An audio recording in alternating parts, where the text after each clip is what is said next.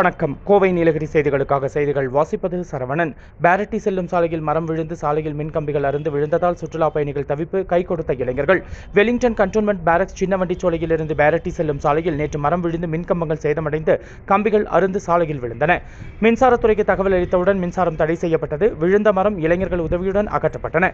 அப்போது மின்கம்பங்கள் இடம்பெற்ற தூரத்தில் புதுவையில் இருந்து சுற்றுலா வந்த பேருந்து செல்ல முடியாமல் நின்றது. இளைஞர்கள் உதவியுடன் பேருந்து மீட்டு சுற்றுலா பயணிகளை பாதுகாப்பாக அனுப்பி வைக்கப்பட்டனர்.